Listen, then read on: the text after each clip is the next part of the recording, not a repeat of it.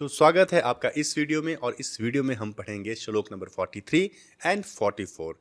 हम इन दोनों श्लोकों को एक साथ पढ़ेंगे क्योंकि दोनों ही छोटे छोटे श्लोक हैं और दोनों ही कनेक्टिंग श्लोक हैं। इसलिए मैं अलग अलग वीडियोस पे नहीं बनाना चाहता, तो हम एक साथ ही इन दोनों को समझेंगे। तो चलिए देखते हैं पहले इन दोनों श्लोकों को। दोषै रेतहि कुल घनानाम वर्ण शंकर कारकहि उत्साद्यन्ते जाति धर्माः कुल धर्माश्च शाश्वताः। और उसके बाद जो हमारा 44 है श्लोक नंबर, उसको भी पढ़ते हैं। उत्सन्न कुल धर्माणाम मनुष्याणाम जनार्दन नरके अनियतम वासो भवतीत्य नुशुश्रुम। तो ये हो गए हमारे दोनों श्लोक। अब हम इनके पदों का अर्थ समझते हैं और उसके बाद हम इनकी जल्दी से व्याख्या को समझ लेते हैं। तो चलिए देखते हैं इनके पदों के अर्थ। तो सबसे पहले श्लोक नंबर 43, दोषे रेतहि।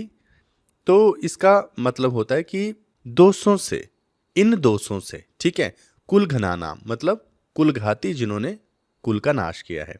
अगला पद है वर्ण शंकर कारकहि, यानी कि वर्ण शंकर के कारण, ठीक है। वर्ण शंकर के पैदा होने के कारण जो दोष उत्पन्न होते हैं, ये इस लाइन का मतलब हुआ।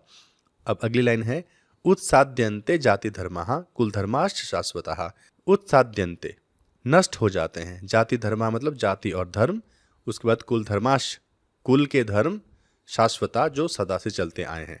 मतलब यहाँ अर्जुन कह रहे हैं कि वर्ण शंकरों के कारण जो दोष उत्पन्न होते हैं उससे जो कुलघाती हैं, ठीक है, उनका तो पतन होता ही है, और उसके साथ ही जो कुल के धर्म हैं और जाति के धर्म हैं वो दोनों ही नष्ट हो जाते हैं। तो यहाँ पर अर्जुन यही कह रहे हैं भगवान श्री कृष्ण को कि देखिए, जो वर्ण शंकर हैं उनके कारण दोष उत्पन्न होते हैं और उससे कुल धर्म और जाति धर्म दोनों ही नष्ट हो जाते हैं, ठीक है। तो यही इसका अर्थ है, यही हम पहले से पढ़ते चले आ रहे हैं।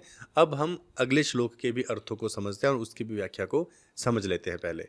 तो श्लोक नंबर 44 है उत्सन्न कुल धर्माणाम। अब पिछले श्लोक में अर्जुन ने कहा कि वर्ण शंकर के कारण कुल धर्म नष्ट हो जाते हैं। अब आगे बता रहे हैं कि उससे क्या होता है।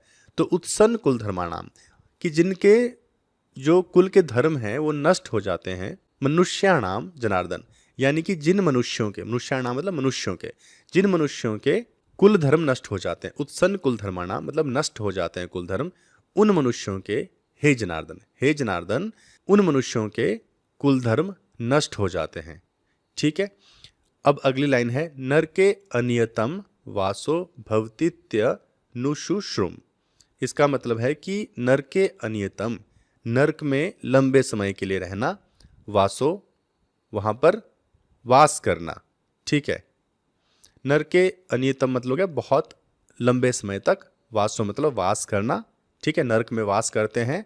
और उसके बाद है भवती अनुशुश्रुम, ठीक है। यहाँ पर संधि हुई है दोनों शब्दों की, तो संधि विच्छेद करेंगे तो हम पढ़ेंगे भवती अनुशुश्रुम, ठीक है। भवती का मतलब है कि होता है, लंबे समय तक नरक में वास होता है। आगे है अनुशुश्रुम, मतलब ऐसा हम सुनते आए हैं।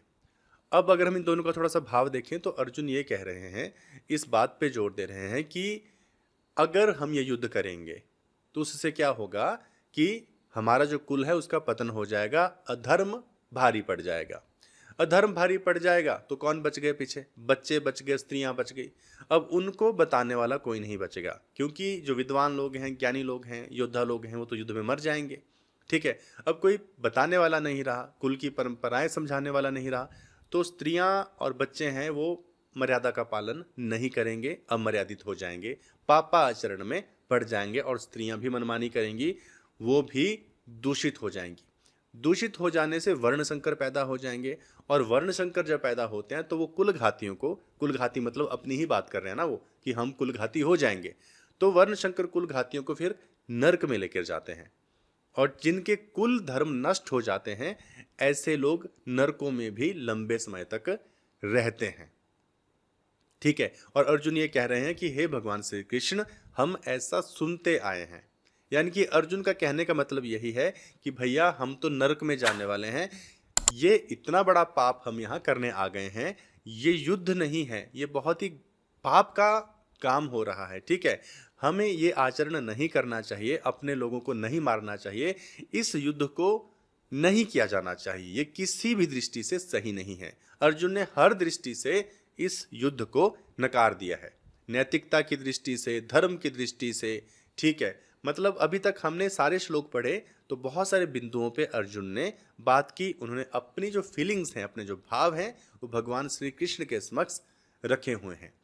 तो कुल मिलाकर अभी तक हम यही समझ रहे हैं कि अर्जुन किसी भी तरह से युद्ध नहीं करना चाहते और वो हर तरह से इस युद्ध को टालने का प्रयास कर रहे हैं। तो इस श्लोक में अर्जुन ने भगवान श्री कृष्ण को बताया कि किस तरह से हमारी परंपराओं का नाश हो जाएगा, किस तरह से हमारा कुल नष्ट हो जाएगा और किस प्रकार से हम नर्क जाएंगे, ठीक है।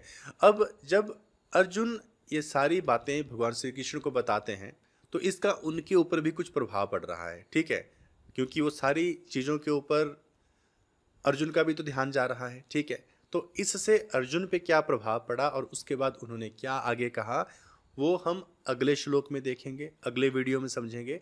तो आई होप कि आपको ये वीडियो समझ आ गया होगा, ठीक है। कनेक्टिंग श्लोक थे, छोटे छोटे श्लोक थे, ठीक है। तो ये आपको समझ में आ गया होगा। अब हम मिलते हैं हमारे अगले श्लोक में, अगले वीडियो में। तब तक के लिए आप अपना ख्याल रखिए।